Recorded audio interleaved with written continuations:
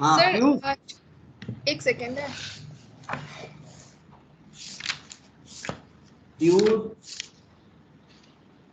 Title tag का वो character limit है 60 to 70। कितना रखना है? 60 to 70, बिटवीन 60 to 70। क्या ऐसा नहीं हो सकता कि हम 60 to 70 कैरेक्टर से अधिक रख सकते हैं? हाँ जी, क्या हम टाइटल को 60 to 70 कैरेक्टर से अधिक रख सकते कि नहीं रख सकते? Yes, सर रख सकते हैं, बट आइडियल है 60 to 70, अधिक रख सकते हैं हम लोग। ठीक है,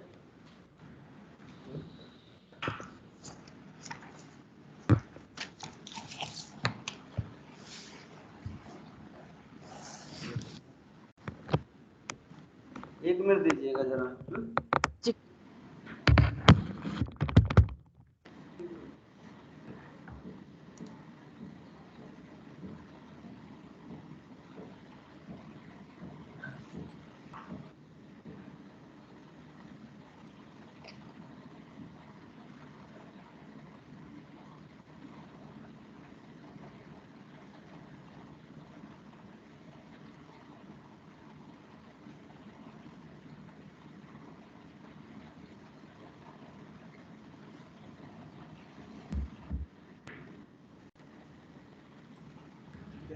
और डिस्क्रिप्शन को क्या हम जो 1 to 160 कैरेक्टर लिखे हैं इसको भी बढ़ा सकते हैं? सर हाँ, बढ़ा सकते हैं ना इसको भी। देखिए एक्चुअली क्या है कि सर्च इंजन क्या करता है ना, वो आपके वेब पेजेस पे कोई भी कंटेंट है उसको एज ए मेटा डिस्क्रिप्शन समझ सकता है, ये भी ध्यान रखें, ठीक है।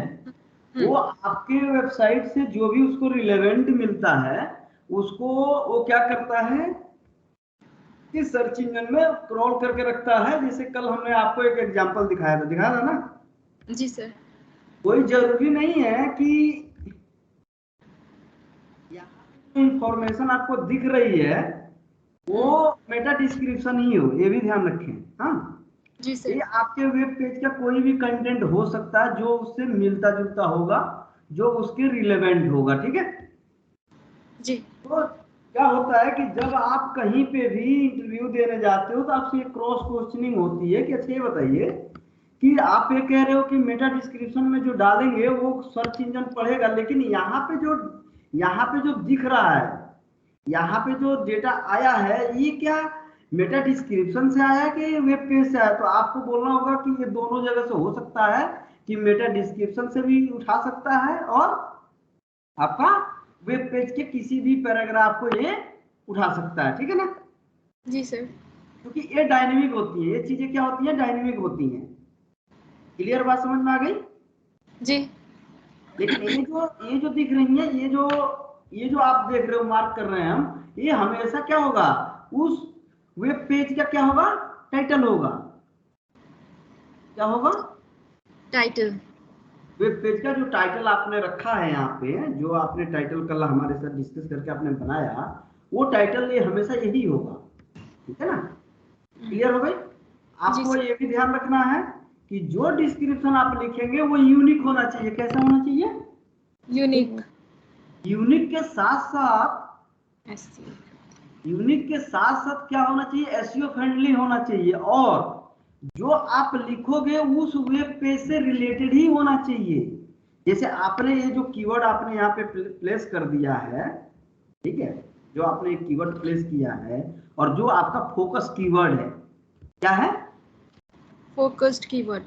जो आपका ये फोकस कीवर्ड है, उस समय आपको क्या करना पड़ेगा, आपको जो ये डिस्क्रिप्शन आप लिखेंगे वो डिस्क्रिप्शन ऐसा यूनिक लिखेंगे कि आपकी ये बात कवर हो जाए। बात समझ रही है? जी सर। मतलब कहने का मतलब ये हुआ कि आपको कहीं ना कहीं मैं ये हिंट कर रहा हूं कि आपको क्या करना है कि जो आपका टारगेट कीवर्ड है जिसको आपको रैंकिंग करानी है उसके बारे में ज्यादा से ज्यादा इस वेब पेज पे बात होनी चाहिए। बात समझ में आ रही है? जी सर। अगर आपने ऐसा नहीं किया तो क्या होगा कि वो फोकस कीवर्ड हट जाएगा और उससे कोई भी रिलेटेड कीवर्ड होगी वो रैंक कर जाएगा, लेकिन मेन कीवर्ड आपका पीछे रह जाएगा। जी सर। अभी क्लियर हो गई? जी जैसे सर। जैसे कहीं पे भी आप जाते हैं तो देखते होंगे पूछा जाता अच्छा इसका ये जो इवेंट हो रही है इसका मेन मतलब ऑर्गेनाइजर कौन है, फिर पूछा जाता अच्छा मेन गेस्ट कौन है, होता है ना। जी सर। सारा लोगों का फोकस किसके पे रहता है, वो मेन ऑर्गेनाइजर पे और जो मेन गेस्ट होता है उसी पे, बाकी तो आते जाते रहते बोलते रहते वो चलता रहता है। वही चीज है किसी भी पेज पे आपको ये ध्यान रखना है कि जो आप फोकस कीवर्ड को रैंक कराना चाहते हैं उसको टाइटल में, डिस्क्रिप्शन में और हेड आपके कीवर्ड में यहाँ आपको क्या करना होगा, करना ही करना होगा। बात समझ में आ रहा? जी सर। अच्छा ठीक है, अभी ये 3 चीजें समझ गई। अभी इसको आप लोग होल्ड करके रखो, जब मैं इसको पढ़ाऊंगा अभी इसके बारे में बहुत सारी बातें होंगी, अभी इसके बारे में हम चर्चा नहीं करना चाह रहे थे। हम ये चाह रहे थे कि आप पहले 1 बाय 1 चले, 3 चीजें ही समझें अभी फिलहाल। इतना समझ में आ गई? ये 3-4 चीजें जो लिखी गई हैं इसको आप समझें, ठीक है। जी सर। हम रोबोट्स को भी अभी नहीं पढ़ना चाह रहे, जब हम रोबोट्स के बारे में पढ़ेंगे, जब हम robot.txt पेज पे डालेंगे, कैनोनिकल यूआरएल के बारे में पढ़ेंगे, तब हम इसके बारे में दोनों को एक साथ चर्चा करेंगे। क्या करेंगे? दोनों को हम लोग एक साथ पढ़ेंगे, ठीक है। अच्छा अभी देखो मैंने कुछ कमेंट लाइन डाला, क्या करा, कमेंट कर दिया इसको, क्या कर दिया, कमेंट कमेंट कर दिया। तो HTML में ऐसे आप कमेंट करते हैं, HTML में किसी टैग को कमेंट करना है तो आप ऐसे कर सकते हैं, ठीक है। जी। क्लियर बात समझ में आ रही है? जी सर। अगर आपको ये लगता है कि आपका जो है, अगर आप ये चाहते हैं कि मेरा कोई टैग है जिससे आपको दिक्कत हो रही है तो आप उस टैग को क्या कर सकते हैं, कमेंट कर सकते हैं, ठीक है ना। तो कमेंट करने के लिए आपको HTML में कमेंट का एक वे। अब हम लोग बात करते हैं, थोड़ा अंदर चलते हैं, थोड़ा चीजों को देखिए। अब आप इस पेज को, अच्छा हमने बनाया कहाँ पे था ये पेज, जरा एक बार मैं देख लूँ, एक पेज हमने बनाया कहाँ पे,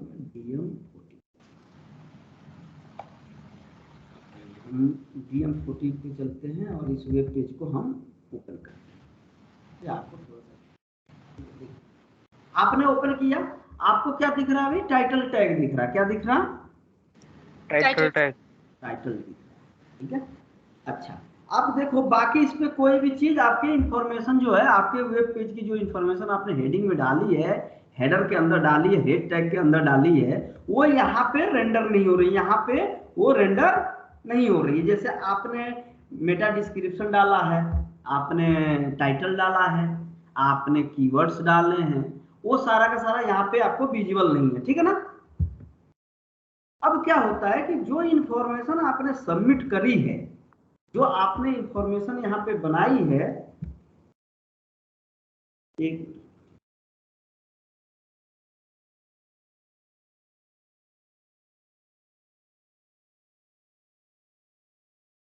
तो जो आपने इंफॉर्मेशन यहाँ पे शेयर करी है, जो आपने इंफॉर्मेशन, ये 3-4 चीजें जो आपने अभी देख रहे हैं, आपने हेड के अंदर डाला है, ये सारा का सारा, ये सारा का सारा जो है आपको क्या करना है, ये जो आपने डिटेल आपने डाला है, ये सारा का सारा कौन पढ़ेगा, ये सारा का सारा आपका सर्च इंजन पढ़ेगा। कौन पढ़ेगा? Search engine. देखिए जितने भी चीजें आप देख रहे हो, टाइटल टैग देख रहे हो, मेटा डिस्क्रिप्शन देख रहे हो, मेटा कीवर्ड्स देख रहे हो, मेटा ऑथर देख रहे हो, सारे के सारे जितने भी हेड टैग्स में जितनी भी इंफॉर्मेशन आप डाल रहे हो एसईओ से रिलेटेड, वो सारे के सारे जो आपका सर्च इंजन है वो उसको क्रॉल करता है। इतना बात समझ में आ गई? Yes sir. ठीक है, अब देखिए, अब जो आप बॉडी पार्ट में लिखेंगे, बॉडी टैग में जो भी लिखेंगे, आप लोगों ने थोड़ा बहुत HTML देखा था कल, देखा है सर। में आया होगा, कोई बात नहीं है, मैं आपको दिखाता हूँ। मैंने तो जस्ट इसलिए कह दिया था कि थोड़ा सा आप लोग आइडिया ले। देखिए अब मुझे क्या करना है वो समझते। देखिए अपने को हेडिंग टैग पढ़ना, अपने को हेडिंग टैग, तो अपने पास जो हेडिंग टैग होगा वो H1 से लेके H6 तक होगा। क्या होगा? H1 से लेके H6 तक। मान लेते हैं हम लोग हेडिंग, इसको मेन हेडिंग, इसको क्या बोलते हैं, मेन हेडिंग, मेन हेडिंग। लिखते हैं इसको, मैं इसी को फिर आप S2 लिखिए, हेडिंग लिख देते हैं।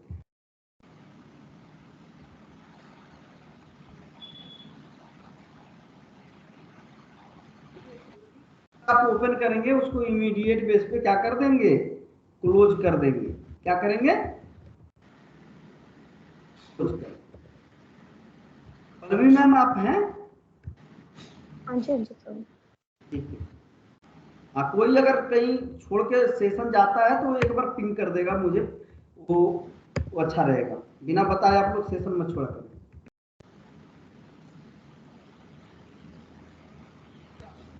हेडिंग हो गई, ठीक है।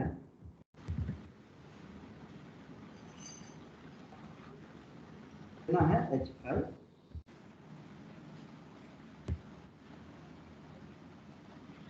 क्या करेंगे, इस पे लिखेंगे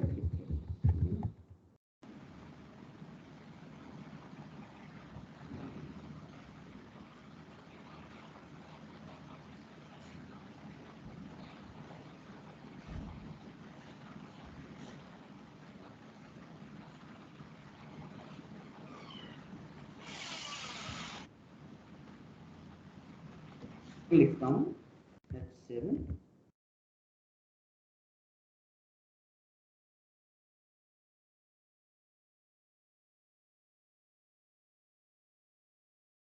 आप लोगों ने पढ़ा था क्या इसके बारे में, कुछ हेडिंग वोडिंग के बारे में? हाँ जी, किसी ने देखा था? Yes sir. देखा था तो ये मुझे बताओ, ये जो मैंने S7 लिखा है उसका कलर क्यों चेंज हो गया? बिकॉज़ हेडिंग S6 तक होती है ना, आई थिंक। हाँ, हेडिंग H1 to S6 होती है ना ओनली। तो यस H7 नहीं लिखेंगे क्या? आई थिंक तो S6 तक होती है, मैंने अभी नहीं पढ़ा बट पहले पढ़ रखा है। अच्छा ठीक है, चलिए बहुत बढ़िया। आज देखो मैडम ये कह रही हैं कि जो S7 है वो हेडिंग जो है वो HTML में डिफाइंड नहीं है। क्या है? डिफाइंड। डिफाइंड नहीं है, वो उसका उसका टैग बना ही नहीं है S7 का।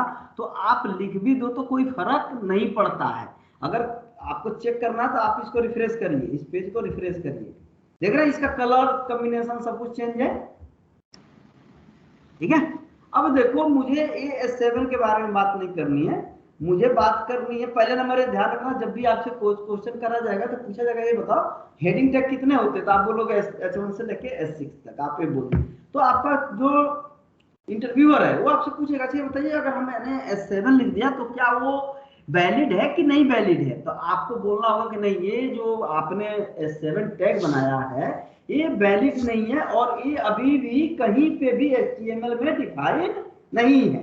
मतलब ये जो आपको जितने भी HTML में टैग पढ़ते हैं कहीं ना कहीं वो डिफाइन होता है और उसकी वैलिड होता है। क्या होता है? वैलिड होता है। तो जब ये डिफाइन नहीं है तो हमें इसके बारे में पढ़ना ही नहीं है, तो मैं क्या करता हूँ इसको अभी मैं रिमूव कर देता हूँ। चलिए ठीक है, अब देखते हैं जरा इसमें। देखिए तो आप ये देख रहे होंगे जो मेन हेडिंग है H1 वो थोड़ा सा हाईलाइटेड है, ज्यादा हाईलाइटेड है, उससे थोड़ा कम जो है सेकंड हेडिंग हाईलाइटेड है, फिर थर्ड हेडिंग हाईलाइटेड है, फोर्थ है, फिफ्थ है और सिक्स्थ है। आप लोग अगर थोड़ा सा इस पे ध्यान दोगे तो देख रहे होंगे कि जब आप टॉप टू बॉटम आ रहे हो, क्या आ रहे हो, top to bottom, top to bottom आ रहे हो तो क्या हो रहा है, हेडिंग साइज तो हेडिंग की जो स्ट्रेंथ है, जो उसकी स्ट्रेंथ है वो क्या हो रही है, डिक्रीज हो रही है। क्या हो रही है? डिक्रीज हो रही है। जबकि जब आप बॉटम टू टॉप चल रहे हो तो क्या हो रहा है, हेडिंग जो है आपकी जो हेडिंग की जो स्ट्रेंथ है, जो मजबूती है वो क्या हो रही है, इंक्रीज हो रहा है, इंक्रीज हो रही है। ठीक है, अब बात सवाल ये आता है कि ऐसा क्यों, ऐसा क्यों, कोई लॉजिक बताएगा?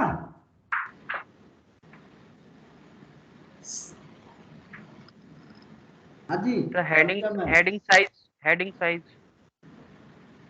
वो हाँ कम बोलो होता बोलो। जा रहा है, उसका फोन अच्छा कम रुको, होता है। पहले सबसे पहले हम पीयूष को सुनते हैं, फिर हम एक एक करके सुनेंगे। हाँ पीयूष बोलो। सर उसका साइज और उसका फोन छोटा होता जा रहा है, इस वजह से इंक्रीज डिक्रीज ऑर्डर में चल रहा है वो। ये तो तुम प्रॉपर्टी बता रही है। हाँ आप सालूजा मैम आप बताओ। सर मे बी जो टारगेट होता है ना फर्स्ट, मतलब एसईओ ज्यादा इंपॉर्टेंस H1 H2 को देता है, इसीलिए वो रैंकिंग पे मतलब फॉन्ट नहीं, जो आपको। अभी हम एसईओ की बात ही नहीं कर रहे। अच्छा अभी तो हम टैग की बात कर रहे हैं, हम जनरल वे में समझना चाह रहे हैं कि इस ऐसे अगर हमने देखा नीचे की तरफ हम जब जा रहे हैं, जब हम टॉप टू बॉटम जा रहे हैं, तो हमारी जो स्ट्रेंथ है वीक होते जा रही है। जब हम बॉटम टू टॉप जा रहे हैं तो हमारी स्ट्रेंथ बढ़ रही है, जो हेडिंग की स्ट्रेंथ बढ़ रही है। इसका मतलब क्या है, बस उतना मुझे समझना है। अच्छा अभी मुझे ये नहीं समझना है कि H1 को पढ़ेगा H2 को नहीं पढ़ेगा, ये बात की बात है। पहले अच्छा मुझे ये जो जानना है वो मुझे पहले बताइए आप। सर नहीं आइडिया है। ठीक सर है। वो H1 हेडिंग टैग लगाया ना हमने, वो हाँ हाँ। H1 फिर H2 H3, तो वो साइज के अकॉर्डिंग चलता है। अरे भाई मैं तो समझ गया कि तुम ये बोल रहे हो कि मतलब 5 लोग हैं, कोई छोटा है कोई बड़ा है, कोई छोटा है मोटा है कोई ऐसा है। वो तो अलग हो गई, वो तो प्रॉपर्टी हो गई। Yes sir. वो तो प्रॉपर्टी बता रहे हो, तो जनरल टर्म हो गया। मैं ये जानना चाह रहा हूँ कि जब हम ऊपर से नीचे आ रहे हैं तो हेडिंग की स्ट्रेंथ गिर रही है, और जब हम बॉटम से ऊपर की तरफ जा रहे हैं तो हेडिंग की स्ट्रेंथ बढ़ रही है। तो जो तुम कह रहे हो वो तो प्रॉपर्टी हो गई ना। Yes sir. हम जनरल टर्म जानना चाह रहे हैं कि अगर ऐसा है तो क्यों है। सिर्फ फॉन्ट साइज की वजह से है? so सर that वो वो टैग यूनिक दिखे, ऐसा कुछ है टैग सर? हाँ? टैग की वजह से है सर। वो टैग हमने मेन हेडिंग ली है, फिर हमने सेकंड हेडिंग ली है, फिर थर्ड, फिर फोर्थ, फिफ्थ, सिक्स। अच्छा ठीक है। अगर हम सर इनको so ऊपर नीचे that लेते तो ये एक ऐसे मिनट, नहीं हाँ चलता। पीयूष को बोल रहे, हाँ पीयूष बोलते जाओ आप। सर ये जो हमने मेन हेडिंग ली है तो ये हम्म, बड़ी होती है हमारा, फिर जो हमने दूसरा टैग लिया हमने सेकंड हेडिंग करके लिया है। तो इस वजह से ये जो ये हेडिंग है ना सर, हम्म। ये उसकी ये फॉन्ट जो भी साइज है उसके उस पे चलता है। अगर हम इनको ऊपर नीचे कर देंगे तो ये इंक्रीज डिक्रीज में नहीं चलेगा, ये अपने सीक्वेंस में ही चलेगा, जैसे हम उसको उसके वे में लेंगे। मतलब तुम ये कह रहे हो कि जो तुम अपनी हेडिंग टैग है H1 H6 तक के क्या है, डिफाइंड है, और इसके प्रॉपर्टी साइज वगैरह डिफाइंड है, इस वजह से ऐसा दिख रहा। राइट? Yes sir. तुम ये कह रहे हो कि मेन हेडिंग जो दिख रही है इस वजह से दिख रही है कि ऐसा है। अरे मेरे भाई, अगर मैं चाहूं तो इसकी जो तो तुम यही हेडिंग देख रहे हो ना अभी। Yes sir. मैंने क्या करा भाई, तुम जो कह रहे हो उस हिसाब से अगर मैं चलूं तो मैं इसकी फॉन्ट साइज को जो तुमने देख रखा है अभी, इसको मैंने 20 कर, इसको मैं बढ़ा दूंगा। देखो ध्यान से, बढ़ गई। Yes sir. और मैं जो तुम बोल रहे हो उसी के वेट से मैं बात कर रहा हूँ। वैसा तो वैसे नहीं, वैसे तो तुम गड़बड़ कर दोगे मामला। ये वो बात नहीं है जो तुम बोलना चाह रहे हो। ठीक है, देखो अभी मैं ओके सर। फॉन्ट साइज कैसे कर देता हूँ। क्या है, अंतर है दोनों में नीचे ऊपर में? अब कोई है, तो सेम हो कोई गया। अंतर है? कोई अंतर नहीं आने नहीं। का, कोई अंतर नहीं आ रहा। बात समझ रहे हो? मैं इसकी फॉन्ट साइज बढ़ा दूंगा अभी, और बोल्ड कर दूंगा, उसकी स्ट्रेंथ बड़ा कर दूंगा, वो बराबर हो जाएगी। बात समझ रहे हो मेरी? Yes sir. तो चाहे थर्ड हेडिंग की क्यों ना बात हो, तुम थर्ड हेडिंग को भी तो कर सकते हैं ऐसा। देखो मैं थर्ड हेडिंग को भी वैसा ही करना चाह रहा हूँ। ये जो तुमने फॉन्ट साइज अभी लिखा, इसको मैं फॉन्ट साइज 40 पिक्सल कुछ भी करके ऐसा कर सकता हूँ। वैसा कुछ नहीं है जैसा तुम सोच रहे हो, वो कहानी अलग है। देखो अभी भी बराबर हो गया वो। बात समझ रहे हो? Yes sir. तो आप फॉन्ट साइज देख के, आप उसका वेट देख के ये नहीं बता सकते कि ये बड़ा छोटा है। ऐसा नहीं है कि आप फॉन्ट साइज से डिसीजन नहीं ले सकते, कलर से डिसीजन आप नहीं ले सकते। जो टैग डिफाइन है H1 H2 उससे आप डिसीजन ले सकते हैं। बात समझ रहे हैं? अब वही आते तो हैं सर थोड़ी सी बोला था। जनरल टर्म पे। हाँ सलूजा मैं, आप कुछ कह रहे थे, आपकी बात पूरी नहीं हुई थी, बोलिए। सर मेरा नहीं, पल्लवी बोल रही थी कुछ। अच्छा पल्लवी मैम आप कुछ कह रहे थे? हाँ हाँ जी सर, मैं ये कह रही थी कि इनका साइज इसीलिए चेंज है, मतलब ये डिफरेंट है सो दैट इनमें कोई क्लैश ना हो, इनका डिफरेंसेस दिखे। बिल्कुल सही। आप इसको आप इसको कम ज्यादा कर सकते हो CSS करके, बट इसके डिफरेंसेस दिखे, इसीलिए ये अलग अलग साइजेस में यहाँ पे शो हो रही है। अभी आपको समझ में आया पीयूष क्या मैडम ने बोला? Yes sir. गुड। अब देखो, अब मैं तुमको, ये तो तुमने ऐसे बात, हम लोगों ने ऐसे बात कर ली जैसे हम लोग टेक्निकल वर्ड थे तो हमें समझ में आ गया, ठीक है। अब एक तुम्हारे पास क्लाइंट आता है, क्या आता है? क्लाइंट। क्लाइंट आता है। क्लाइंट इतना टेक्निकल नहीं है कि वो आपकी हेडिंग की बात को समझे, ठीक है। और उसको ये समझना है बेसिकली कि भैया ये H1 से ऐसे काम क्या कर रहा है और कैसे काम करता है, बात समझे आप? तो आपको उसको समझाना है कि भैया H1 से S6 तक कैसे काम होता है, वो उसको देहाती भाषा में कहिए या जनरल लैंग्वेज में कहिए, वो जानना जरूरी है, तब आपको समझ में आएगा एग्जैक्टली है क्या, ठीक है ना। अब समझते हैं थोड़ा सा। आपके परिवार में आपकी एक फैमिली है जिसमें 6 सदस्य हैं, क्या है? 6 सदस्य हैं, जो उसमें से एक ऐसा बंदा है जो उस घर का मालिक है, उस घर का मालिक है, और कोई भी डिसीजन वही लेता है। क्या होता है? एक परिवार है, उसमें 10 लोग 8 लोग 10 लोग रह रहे हैं, तो उसमें सबकी रेस्पॉन्सिबिलिटी डिसाइड है, ठीक है। तो जो आपका मेन हेडिंग है वो कहीं ना कहीं पेरेंट है, उस परिवार का सबसे बड़ा सदस्य है, और वही क्या करता है, उस वेब पेज का, उस परिवार का डिसीजन लेता है। क्या लेता है? डिसीजन लेता है। सपोज करिए कि आपके परिवार में 6 लोग हैं, लेकिन एक ऐसा बंदा है कि जब तक वो हाँ नहीं करेगा आपका कोई काम नहीं होना है। समझ रहे हो पीयूष? Yes sir. जैसे एक परिवार में भले 10 लोग रहते हो, सबको कुछ ना कुछ ऑथराइजेशन है, लेकिन मेन ऑथराइजेशन एक बंदे के पास है, अगर उसने ना कर दी तो सारा काम खत्म। समझ रहे हो? तो जो है उस वेब पेज की, जिस वेब पेज को तुम रैंक कराने की कोशिश कर रहे हो, जिस कीवर्ड को रैंक कराने की कोशिश कर रहे हो, वो कहीं ना कहीं तुम्हारे हेडिंग टैग में होना चाहिए, वो H1 में होना जरूरी है। बात समझ में आ गई? Yes sir. वो इसलिए यहाँ पे हेडिंग टैग पढ़ रहे हैं, इसलिए नहीं पढ़ रहे हैं कि हमें परिवार के बारे में सोचना है। हमें ये सोचना है कि जो हमने हेडिंग टैग बनाई, ये 6 हेडिंग, इसके डिफरेंट डिफरेंट काम है। H1 मेन हेडिंग होता है उस वेब पेज का, क्या होता है? Main heading.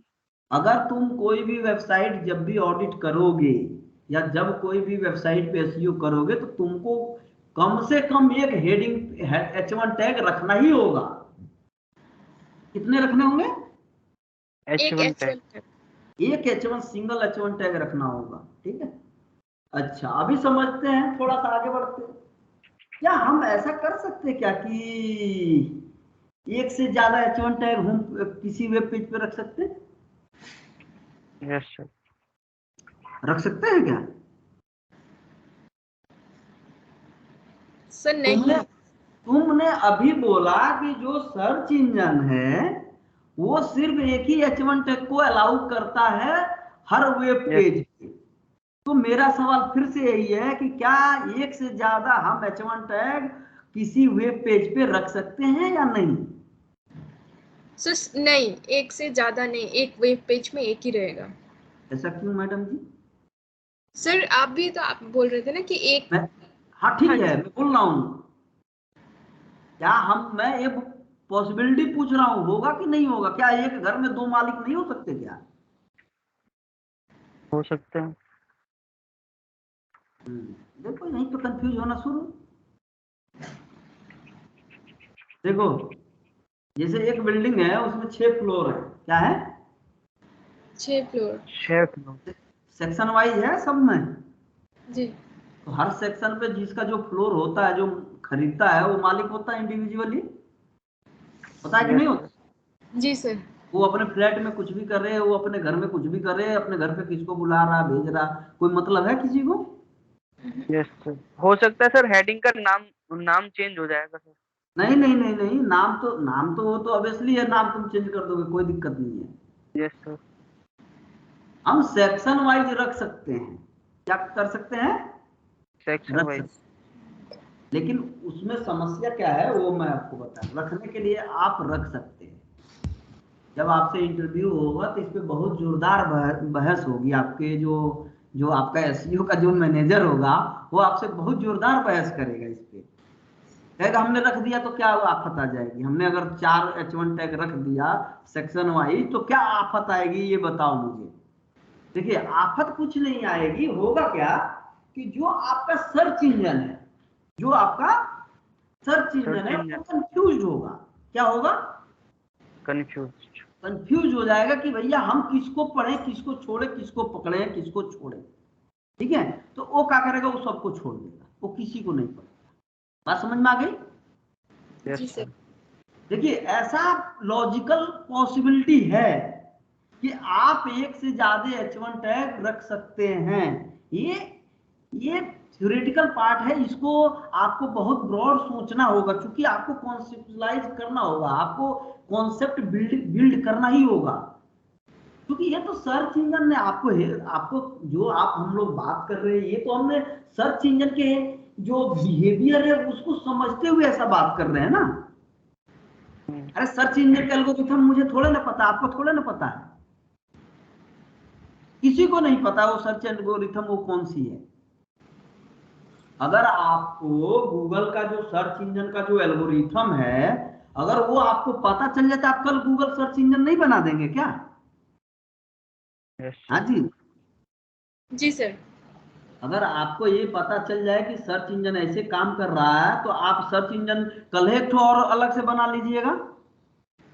Correct sir. तो वो एक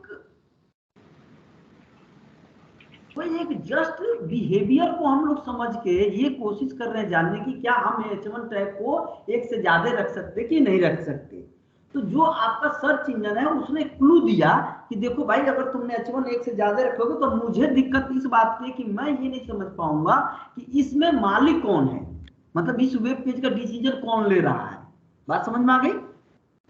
परिवार में भले 10 लोग होंगे लेकिन एक ऐसा बंदा होगा कि अगर वो डिसीजन नहीं लिया तो नीचे का कोई भी बंदा डिसीजन लेने के लायक नहीं है, वो डिसीजन नहीं ले सकता है। अभी समझ में आ गई? तो अब आपको क्या करना है, जब कभी भी कोई भी वेब पेज बनाएंगे आपको ये चेक करना होगा, सबसे पहले चेक करना होगा कि उसमें H1 टैग है कि नहीं है। क्या है? H1 टैग है या नहीं, हम चेक करेंगे। ठीक है कि नहीं है, प्रेजेंट है कि नहीं है। अगर नहीं है तो आपको ऐड करवाना पड़ेगा अपने डेवलपर से। क्या करना पड़ेगा? ऐड करवाना पड़ेगा। क्योंकि आप तो डिजाइनर नहीं हो ना, आप तो एसईओ एग्जीक्यूटिव हो, तो आप उसको बोलोगे भाई ये काम करो, ये H1 टैग आप यहाँ पे इसको ऑप्टिमाइज करके, जैसे आपको ऑप्टिमाइज करना, आपने यहाँ पे टाइटल आपको जो लिखना है वो मैं लिख के दिखाता हूँ आपको। कंपनी आपने ये आपका फोकस कीवर्ड है, ये आपका टारगेट कीवर्ड। तो आप क्या करोगे, ये टैग लिख के उसको बोलोगे कि भाई ये काम करो, ये जो टैग मैंने लिखा है इस टैग को तुम होम पेज पे जहां पे तुम्हारी बॉडी स्टार्ट हो रही है जैसे ही उसके बाद तुम इसको कहीं पे भी प्लेस कर दो। बात समझ में आ गई? हाँ जी। Yes sir. क्या करोगे, इस हेडिंग टैग को सबसे पहले प्लेस करवाओगे। ध्यान रखना हायरार्की है ये जो आप देख रहे हो, ये जो आपने देखा भी, ये सब हायरार्की है। अगर आप ऐसे ही हायरार्की में आप अपने वेब पेज को डिजाइन करवाते हैं तो क्या होगा कि सबसे पहले वो आके चेक करेगा कि H1 है कि नहीं है। वो H1 नहीं मिलेगा तो H2 को प्रेफरेंस देगा। अगर सेम कीवर्ड की बात कर रहे हो, फिर वो H3 को प्रेफरेंस देगा, फिर H4 को देगा, H5 को देगा, देन H6 को देगा। मतलब सबसे ज्यादा हायरार्की किसकी है? H1 को वो कोशिश करेगा पहले अपने समझने के लिए। मान लेगा आपके परिवार में 6 लोग हैं तो जो मेन हेडिंग है वो उस दिन प्रेजेंट नहीं है या किसी कारणवश से वो अवेलेबल नहीं है, किसी कारणवश से हो सकता है कि वो अवेलेबल नहीं है, तो ऐसा थोड़ा ना कि उस घर के रोजी रोटी छिन जाएगी, लोग डिसीजन नहीं लेंगे। हाँ जी। अरे 6 लोग हैं तो एक आदमी जो मेन डिसीजन लेने वाला था सपोज करो तो नहीं है, वो मिसिंग है, वो चला गया कहीं, तो क्या क्या लोग बाकी लोग डिसीजन नहीं ले सकते? लेंगे सर। लेंगे, क्योंकि क्या होता है जब कोई व्यक्ति जिसके पे रेस्पॉन्सिबिलिटी होता है वो अगर छुट्टी ले लेता है या वो कहीं चला जाता है तो वो अपनी रेस्पॉन्सिबिलिटी किसी ना किसी को हैंड ओवर करके जाता है। तो जब वो हैंड ओवर करके जाता है उतने टाइम के लिए वो क्या करता है, वो उसकी पोजीशन को होल्ड करता है और जितनी भी मतलब वो लेना है, डिसीजन लेना, उस समय वही लेगा। ये जनरल टर्म है, इसको आपको समझना होगा, ठीक है? यस। हाँ पल्लवी में आपका कोई क्वेश्चन है अभी?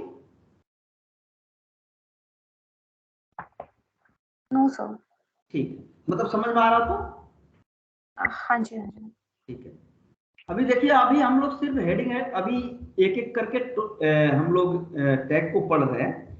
जैसे ये सारे टैग खत्म हो जाएंगी तो हम क्या करेंगे, ये जो प्रोजेक्ट आप देख रहे हैं, ये जो हमारी प्रोजेक्ट दिख रही है आपको, करूंगा सबको बताऊंगा कि इस पे कैसे आपको काम करने हैं। फिर हम लोग ये डायरेक्टली 2-3 वेबसाइट हम आपको देंगे, एक एक करके सबको अलग अलग प्रोजेक्ट देंगे, सब लोग उस पर काम करेंगे, सब लोग ऑप्टिमाइज करके मुझे फिर से फाइल देंगे, या तो आप ही लोगों को अपलोड करना भी सिखाएंगे, वो सब हमको आपको एक एक करके सिखाते जाएंगे, ठीक है? अभी हम लोग आगे बढ़ते थोड़ा, पहले आप लोग टैग को पढ़ लेते हैं, ठीक है? अभी देखते हैं, अब आप आ जाइए पैराग्राफ टैग पे। कौन सी टैग पे? पैराग्राफ। पैराग्राफ टैग में क्या होता है, इंफॉर्मेशन होती है। क्या होती है? इंफॉर्मेशन। तो जो आप मान लीजिए कि मैंने क्या करा, इस वेबसाइट से कुछ कंटेंट उठाता हूं जिससे आपको थोड़ा सा आइडिया लग जाए, ठीक है? इस वेबसाइट से मैं ये वेबसाइट से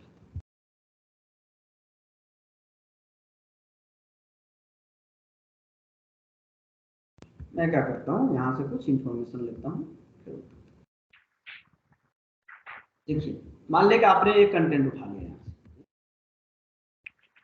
और आपने क्या करना है, यहाँ पे डाल देना, ठीक है? आपने क्या करना है, ये आपका पैराग्राफ आ गया, ठीक है? अब क्या है कि ये जो टैग आपको दिख रही है, ठीक है, ये आपका क्या है, ये जो आपका इंफॉर्मेशन दिख रहा है ये कहीं ना कहीं किसी कीवर्ड को क्या कर रहा है, हाईलाइट, रिप्रेजेंट करना। क्या कर रहा है? रिप्रेजेंट। तो आपको क्या करना होगा, इसको हाईलाइट करना होगा। क्या करना होगा? हाईलाइट। तो हाईलाइट करने के लिए आप बोल्ड टैग को भी यूज कर सकते हैं। क्या कर सकते हैं? बोल्ड कर सकते हैं इसको। तो ये क्या होगा, जब सर्च इंजन इसको पढ़ेगा तो बोल्ड किया तो, ठीक है? ठीक है, अब जब भी इसको क्रॉलिंग होएगी तो सर्च इंजन समझेगा कि इसको ये बोल्ड किया है, कहीं ना कहीं ये इसको कुछ चाहता है, इस पे कुछ वो करना चाहता, तो वो जरूर इस लाइन को पढ़ेगा। क्या करेगा? इस लाइन को पढ़ेगा जरूर। ये पैराग्राफ को कहीं ना कहीं वो अपने सर्च इंजन के अंदर वो रखने की कोशिश करेगा। बात समझ में आ रहा? यस। ठीक है, आप बोल्ड के अलावा यहाँ पे ये बोल्ड टैग है, आप इसको स्ट्रॉन्ग टैग भी लिख सकते हैं, ठीक है? आप इसको स्ट्रॉन्ग टैग आप लगा सकते हैं, ये स्ट्रॉन्ग टैग आप लगा सकते हैं। कोई भी टैग आप ओपन करें, सॉरी, कोई भी टैग आप ओपन करें उसको जो है जरूर आप क्या करें, बंद कर दें, ठीक है? देखिए यहाँ पे स्ट्रॉन्ग टैग भी हमने लगा दिया, तो वो ऐसा है, ठीक है? अब अभी समझ में आ गया आपको? यस। अच्छा, आप इसको H2 भी कर सकते हैं। आप इसको क्या कर सकते हैं? H2, ठीक है? लेकिन क्या हुआ, आप देखो एक पैराग्राफ के अंदर जैसे ही आपने H2 टैग हेडिंग बनाने की कोशिश करी, बाकी का डिजाइन चेंज हो गया। तो इसीलिए कभी भी H2 टैग को पैराग्राफ टैग के अंदर इंसर्ट नहीं करते हैं, हमेशा कहां करते हैं? ऊपर करते हैं। जैसे इसको आपको करना था तो आप इसको यहाँ पे करते हैं, ठीक है? बाकी यहाँ पे जो कुछ भी लिखना था आप यहाँ पे लिख लेंगे। बात समझ में आ रहा? Yes sir. हो गई बात? देखिए हेडिंग को कभी भी पैराग्राफ के अंदर इंसर्ट नहीं करना चाहिए। बात समझ में आ रही है कुछ? Yes sir. पैराग्राफ के अंदर क्या कर सकते हैं आप? स्ट्रॉन्ग टैग अंदर आप बोल्ड कर सकते हैं, उसको स्ट्रॉन्ग कर सकते हैं। जैसे अभी मान लीजिए मुझे ये वेबसाइट डिजाइन को बोल्ड करना है, तो मैं क्या करूंगा, बोल्ड टैग इस पे लगा दूंगा। बात समझ में आ रही है? यस हो रही है चीज? ओके, देखिए ये आपका हो गया, ठीक है। अब ऐसे ही मान लीजिए, अब क्या करना कि मैं चाह रहा हूं कि जो बोल्ड आपने करा है इस पे एंकर टैग लग जाए।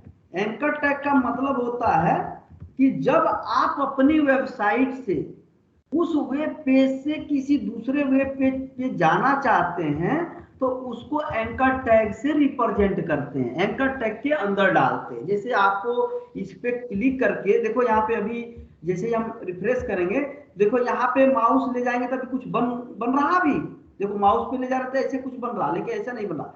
अब मैं क्या करूंगा, इसके अंदर लिखूंगा ये HREF। क्या लिखूंगा?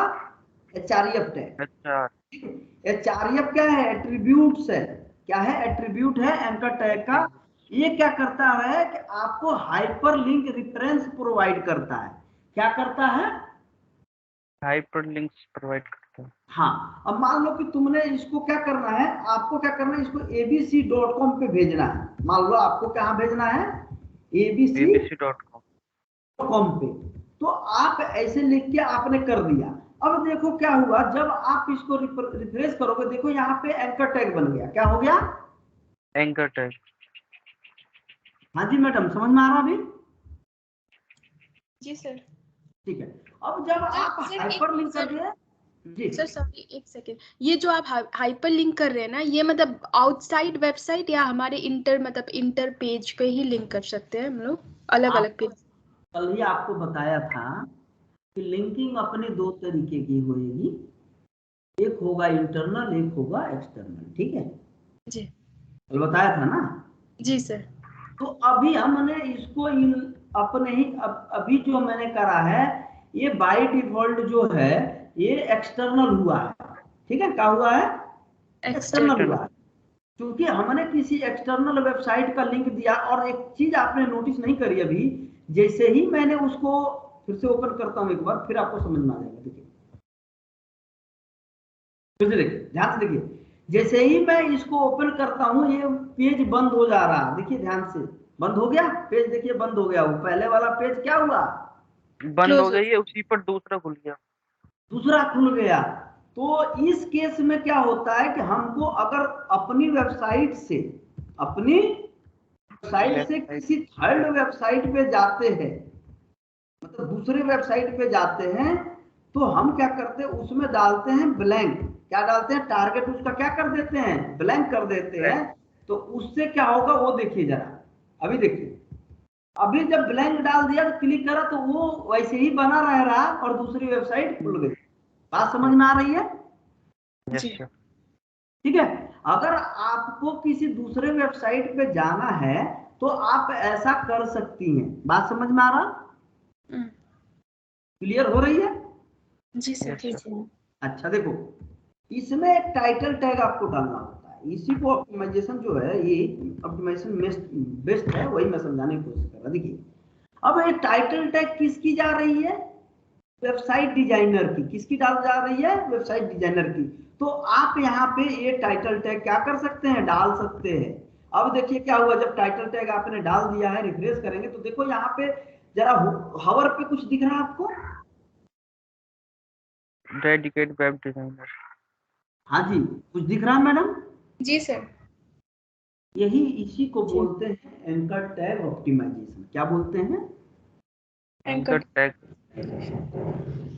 अभी आपने हेडिंग को ऑप्टिमाइज कर लिया, टाइटल को ऑप्टिमाइज कर लिया, ठीक है, H2 को ऑप्टिमाइज कर लिया, आपने एंकर टैग को ऑप्टिमाइज कर लिया। बात समझ में आ रही है? Yes sir. अभी देखते हैं जो आपका डॉक्यूमेंट है, जरा एक बार डॉक्यूमेंट खोल लेते हैं तो बेटर रहेगा। थोड़ा सा देखते हैं, जो जो टैग नेसेसरी है वो हम पढ़ाते चलेंगे एक एक करके।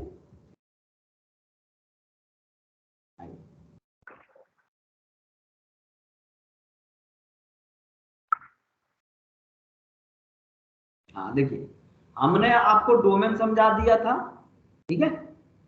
पेज नेमिंग समझा ही दिया था, टाइटल टैग समझा दिया, ठीक है।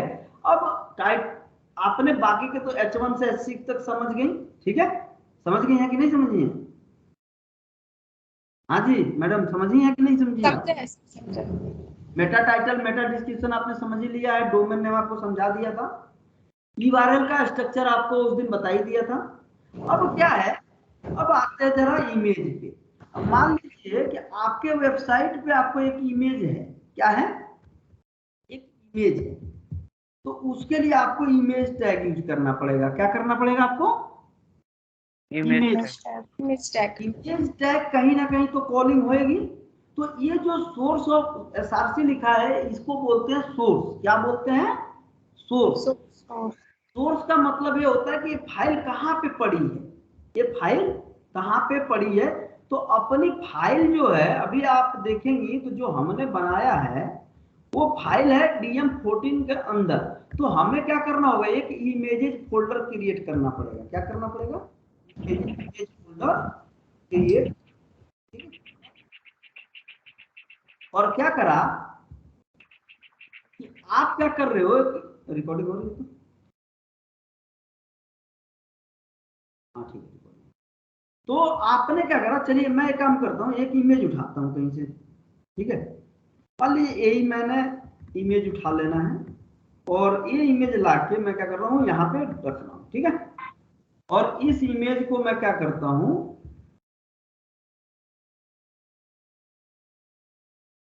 मैं क्या करता हूँ, यहाँ पे डालता हूँ। तो फाइल का पाथ देखेंगे, ठीक है, देन इमेज का नाम, तो मान लीजिए JPG इसका एक्सटेंशन है, वो डाल दिया, ठीक है। अभी देखिए, अभी आपके वेबसाइट पे एक इमेज आ गई कि नहीं आई?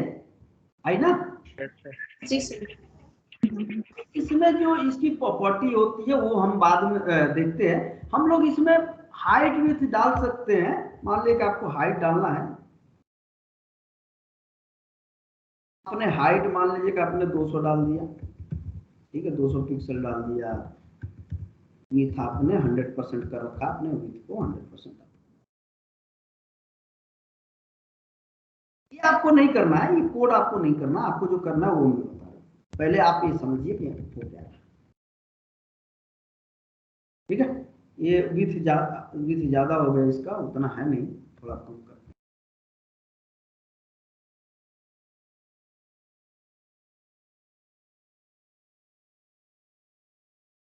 ठीक है। ये आपका इमेज आ गया। अब देखो, आपको इसमें क्या करना है, दो चीजें ऑप्टिमाइज करनी है। एक चीज करनी है अल्ट टैग, ठीक है। अब देखेंगे कि ये किस div के बारे में बात कर रहा है और इमेज किससे रिलेटेड है। तो इमेज किससे रिलेटेड है? Hire dedicated web designer Noida Delhi India से रिलेटेड है। किससे है? किससे रिलेटेड? को ऐसे ऑप्टिमाइज कर देंगे, ठीक है। इसमें हम लोग टाइटल टैग भी होता है, ध्यान रखिए, ऐसा नहीं है, टाइटल टैग भी होता है, आप टाइटल भी डाल सकती हैं। तो टाइटल हेड, टाइटल और अल्ट टैग दोनों सेम हो सकता है, आप ऐसा कर सकते हो, इसमें कोई मनाही नहीं है, ठीक है। अब देखो इस पे हवर कर रहे हैं, हवर पे दिख रहा है कुछ आपको? अभी दिख रहा है आपको हवर पे कुछ? क्या लिखा हुआ है? क्या लिखा हुआ है? वेबसाइट डिजाइनर इन नोएडा। तो जब आप इस पे हवर किए, जैसे ही आप माउस ले जा रहे हो, तो आपको क्या करना होगा, जब सपोज करिए कोई वेबसाइट है, उसमें देखना है कि अल्ट टैग लगा है कि नहीं लगा है, तो आपको कुछ नहीं करना है, आप यहाँ पे आना है आपको, और यहाँ पे आके आपको देख लेना। देखो इसमें डिटेल्स लिखा हुआ है, अल्ट टैग लगा हुआ है, लेकिन दिख रहा है आपको?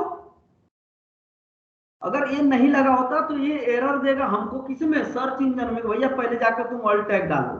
क्या डालो? अल्ट टैग डालो। वो जितने भी इमेज पड़ेगी सबका अल्ट टैग आपको डालना होगा। जैसे अभी देखिए इस पे अल्ट टैग मिसिंग है, क्या है? अल्ट टैग मिसिंग है। अल्ट टैग मिसिंग है, तो क्या करना पड़ेगा इसमें? डालना पड़ेगा, अल्ट टैग को डालना पड़ेगा। मतलब ये कहीं ना कहीं फुली अभी ऑप्टिमाइज नहीं है वेबसाइट, इसको ऑप्टिमाइज करने की जरूरत है। बात समझ में आ रही है अभी? जी सर। तो आपको क्या करना होगा कि आपको ये अल्ट टैग ऑप्टिमाइज करना होगा, फिर इसका टाइटल टैग आपको क्या करना पड़ेगा? बात समझ में आ गई? अच्छा, अब देखिए, जैसे ही आपने ये कर लिया, आपको पेज नेम यूआरएल स्ट्रक्चर तो मैंने बता ही दिया था लास्ट टाइम पे। जो आप इमेज यहाँ पे डाल रहे हो, जो यूआरएल पे इमेज डाल रहे हो, ये इमेज डाल रहे हो, इसका नेमिंग कन्वेंशन बहुत अच्छे से होना जरूरी है। बात समझ में आ रहा कुछ? आप कुछ भी उल्टे सीधे नाम से आप इमेज को सेव नहीं करेंगे, ये बात ध्यान रखेंगे, ठीक है? सपोज करो कि किसी ने क्या करा, इसको एबीसी इमेज रख दिया, और ये एबीसी इमेज किसको रिप्रेजेंट कर रहा है? हायर डेडिकेटेड वेब डिजाइनर को। किसको कर रहा है? ये इमेज किसको रिप्रेजेंट कर रहा है अभी? ये वेब डिजाइनर को। वेब डिजाइनर को। अगर तुम गूगल में जाके इसको सर्च करो, इसको जाके गूगल में क्या करो, सर्च करो, तो देखो तुमको क्या मिल रहा। पहले इसको देखो, ध्यान से देखोगे तो ये हमारी कंपनी के फर्स्ट पेज को ऊपर लेके आ रहा है। ये अच्छी बात है। क्या करके लेके आ रहा? ऊपर लेके आ रहा, ऊपर लेके आ रहा। लेकिन मेरे को इमेज देखना है, तो मेरा इमेज देखो ऊपर में आ रहा है कि नहीं आ रहा है? Yes sir. पता है क्यों? इसलिए ये इमेज देखो, कहीं ना देखो, इन्होंने भी हायर डेडिकेटेड वेब डिजाइनर पे इमेज कोई सर्च करता है गूगल में जाके, वहां से भी मेरे को एक हिट मिलेगा। अभी समझ में आया कुछ? Yes sir. यही इमेज है ना जी वो। तो आपको क्या करना है, नेमिंग कन्वेंशन ऑफ इमेज को भी बहुत अच्छे से रखना है, जिससे कोई गूगल में कुछ सर्च करता है, गूगल में कोई आके आपको सर्च करे, अगर आपके इमेजेस को सर्च करे तो आपकी इमेजेस भी कहीं ना कहीं दिखे। देखो मेरी कंपनी के बहुत सारे 2 इमेजेस यहाँ पे दिख रही हैं। मेरे कंपनी के क्या दिख रही हैं? 2 इमेजेस दिख रही हैं। देखो ये हायर डेडिकेटेड लारावेल डेवलपर लिखा है, तो इमेज इसके भी आ रहे हैं कि नहीं आ रहे हैं? Yes sir. तो आप इमेज से भी अपनी वेबसाइट को रैंक करा सकते हैं। इसीलिए इतना फोर्सफुली आपको ये टॉपिक पढ़ाया जा रहा है। आपकी इच्छा नहीं है, फिर भी आपको पढ़ाई जा रही है, ठीक है? यस। क्लियर? अभी समझ में आ रहा? चूंकि ये आपका काम नहीं है इमेज बनाना और ये सब टैग डालना, नहीं। ये टैग डालेगा आपका डेवलपर, आपका डिजाइनर डालेगा, लेकिन आपको ऑप्टिमाइज करने के टाइम पे आपको ये देखना होगा कि उसने नेमिंग कन्वेंशन क्या दे रखा है। क्लियर? बात समझ आ रही है? जी सर। जब कभी भी आप अपनी वेबसाइट पे काम करेंगे तो आप अपने डेवलपर को बोलेंगे, अपने डिजाइनर को बोलेंगे, भाई जो तुम इमेज बना रहे हो वो इमेज को लाइट वेट रखो, मतलब उसकी लोडिंग स्पीड कम हो जाए, मतलब उसकी ऐसा इमेज बनाओ जो क्वालिटी भी ना गिरे और अच्छी भी हो, और तुम उसका नेमिंग कन्वेंशन अच्छा रखो। बात समझ में आ रही है? Yes sir. क्यों? क्योंकि लोग बाग इमेज को भी तो सर्च करते हैं। अगर मान लो कोई हायर डेडिकेटेड डाल के मेरे वेबसाइट पे एक विजिट कर रहा, तो मेरे को एक कहीं ना कहीं एक चीज मिल रहा कि नहीं मिल रहा, एक लिंक मिल रहा कि नहीं मिल रहा मेरे को? यस सर, मिल रहा। हाँ मैडम, जी सर। ये मेरे को एक ट्रैफिक आ रही है कि नहीं आ रही है? आ रहा है सर। तो जो कंटेंट देखो बहुत तरीके से सर्च चलता है। हम लोग अभी सर्च किससे कर रहे हैं? इमेज से कर रहे हैं। किससे कर रहे हैं? इमेज से कर रहे हैं। मैंने आप लोगों ने अगर नोटिस करा हो तो आप लोगों को 2 चीजें पता चली है। एक बात पता चली है कि हम बाई इमेज भी अपने साइट को रैंक करा सकते हैं। क्या कर सकते हैं? अगर कोई कीवर्ड को रैंक करानी है तो हम अपने इमेज से भी अपने कीवर्ड को रैंक करा सकते हैं। हम उस कीवर्ड को इमेज के थ्रू भी रैंक करा सकते हैं, ये हमें पता चला है। बात समझ गए? अरे अभी आप ये सर्च कर रहे हो तो हमारी साइट ऊपर आ रही है, आप देख रहे हो। जैसे अभी ये जो आप देख रहे हो, अभी हमारी साइट ऊपर आ रही है, आप भी देख रहे हो इस चीज को, आप भी यहाँ पे देख रहे हो, ठीक है? कोई दिक्कत नहीं है आपको समझने में। और आप जब इसको इमेजेज में जाके सर्च कर रहे हो तो भी हमारी कहीं ना कहीं हमारी इमेजेज रैंक कर रही है, वो भी हमको यहाँ पे दिख रही है।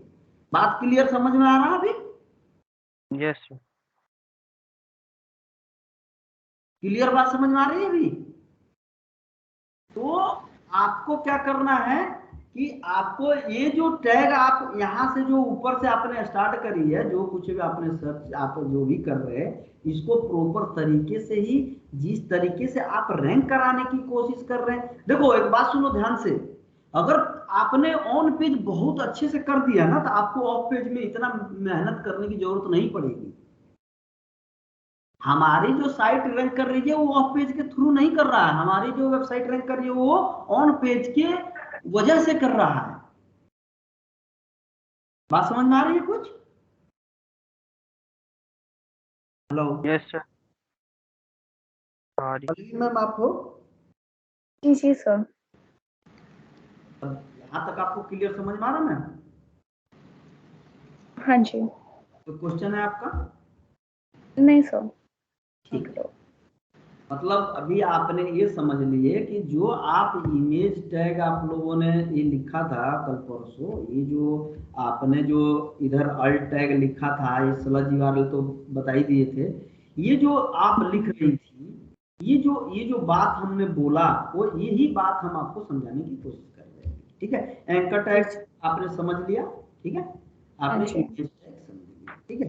अब देखो, कंटेंट ऑप्टिमाइजेशन का मतलब है कि आपको कंटेंट जो आप अपने वेब पेज पे जो कंटेंट देख रही हैं, क्या देख रही हैं? कंटेंट जो आप कंटेंट देख रही हैं उसको एसईओ फ्रेंडली होना बहुत जरूरी है। कैसा होना है? एसईओ फ्रेंडली होना बहुत जरूरी है। तो मतलब वो मैंने आपको ये बताया है कि जब भी आप कंटेंट लिखवाइए उसमें आपके मेन कीवर्ड आपके इंसर्ट होने ही चाहिए, ठीक है। आपको क्या करना पड़ेगा? मेन कीवर्ड को ऑप्टिमाइज करना पड़ेगा अकॉर्डिंग टू द कंटेंट, ठीक है। अब देखिए, एसईओ फ्रेंडली कंटेंट जब भी आप लिखेंगे तो उसमें क्या होगा वो मैं आपको थोड़ा सा आइडिया दे रहा हूं, आप ध्यान से समझें। अब आते हैं थोड़ा सा यहाँ पे, देखिए, जब आप कंटेंट लिखेंगे, एसईओ फ्रेंडली कंटेंट लिखेंगे, ठीक है, क्या करना है? Inside of your content, inside of your content focus keyword,